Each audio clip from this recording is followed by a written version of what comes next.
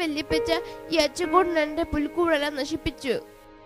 എന്റെ നക്ഷത്രം കീറിക്കളയുന്നു. ഇല്ല, ഞാൻ ഇത് തരൂല. ഇതെന്റെ ബെഡിന്റെ സൈഡിൽ തൂക്കിയിടാനുള്ളതാ. അതിനെന്താ അച്ചുക്കുട്ട, ബെഡിന്റെ സൈഡിൽ തൂക്കിയിടാൻ വല്യപ്പച്ചൻ വേറൊരെണ്ണം തരാമല്ലോ. അത് പുൽക്കൂട്ടിലെ അല്ലേ? നക്ഷത്ര വെളിച്ചത്തിൽ ഉണ്ണീശോയെ കാണാൻ നല്ല ശേലല്ലേ. എന്റെ മോൾ അതങ്ങ് കൊടുത്തേരെ. അതെന്തിനാ അപ്പച്ച നമ്മൾ ഈ പുൽക്കൂടും നക്ഷത്രം ഉണ്ടാക്കുന്നേ? അതോ, ഉണ്ണിയേശു പിറന്ന ദിവസമാണ് നമ്മൾ ക്രിസ്മസായി ആഘോഷിക്കുന്നത്. മോടെ ബർത്ത്ഡേക്ക് നമ്മൾ ഇവിടെ എല്ലാം ബലൂണും തോരണും ഒക്കെ കൊണ്ട് അലങ്കരിച്ചില്ലേ, അതുപോലെ. അപ്പോൾ നക്ഷത്രം എന്തിനാ? നല്ല കളറുള്ള ലൈറ്റുകൾ പോലെ. അതോ, ഈ നക്ഷത്രം ഒരു അടയാളമാണ്. ദൂരദേശത്തു നിന്ന് ഉണ്ണീശോയെ കാണാൻ വന്ന 3 രാജാക്കന്മാർക്കും ദരിദ്രരായ ആട്ടിടയന്മാർക്കും വഴി കാണിച്ചു കൊടുത്തതും ഒരു നക്ഷത്രമാണ്. അപ്പച്ച, ആ കഥയൊന്ന് പറയാമോ പ്ലീസ് വല്യപ്പച്ച?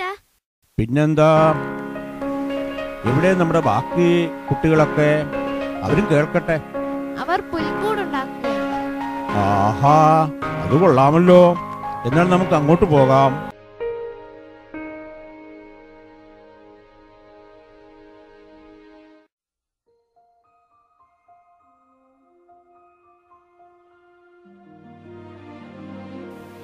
മറിയം, ആരാ ഇത്?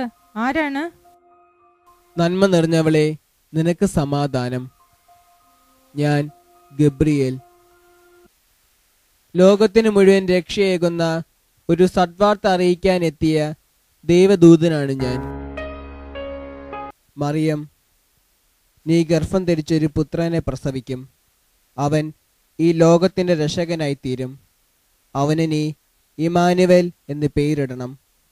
ഇതെങ്ങനെ സംഭവിക്കും? ഞാൻ പുരുഷനെ അറിയുന്നില്ലല്ലോ. മകളെ, നീ ഭയപ്പെടേണ്ട. പരിശുദ്ധാത്മാവ് നിന്നിൽ വന്ന് നിറയും. അത്യുന്നതൻ നിന്നിൽ ആവസിക്കും. ദൈവത്തിന് അസാധ്യമായി ഒന്നുമില്ലെന്ന് നിനക്കറിയില്ലേ?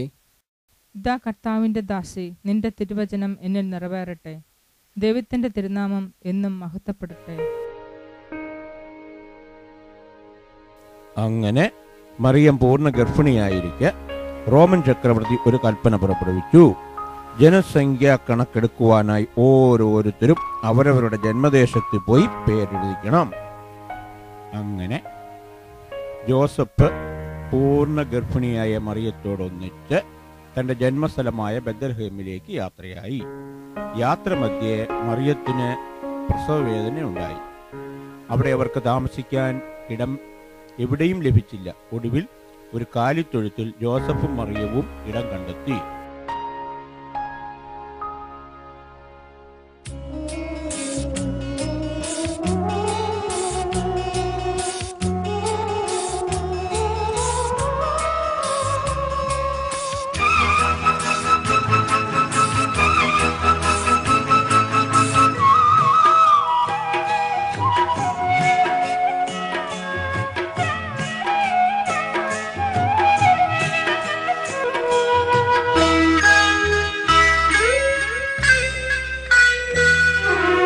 കാവൽ മാലാഖമാരേ,